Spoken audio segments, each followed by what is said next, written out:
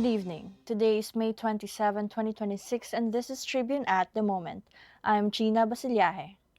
Ombudsman Jesus Crispin Remulla says individuals linked to the government's flood control corruption scandal may avoid criminal charges if they fully return the stolen public funds.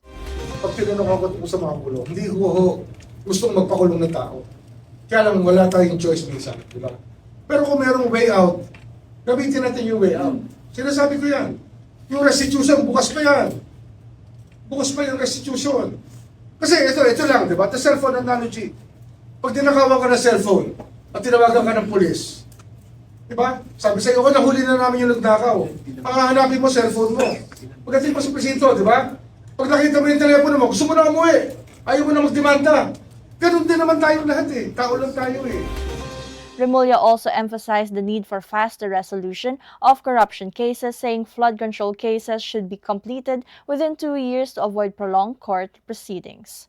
The Department of Justice earlier confirmed that more than 611 million pesos in cash and assets had already been recovered from state witnesses tied to the controversy, including former DPWH officials and contractors.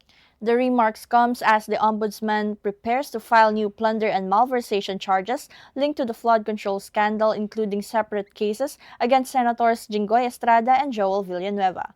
Several batches of cases involving alleged ghost and substandard flood control projects across the country have already been filed before the Sandigan Bayan.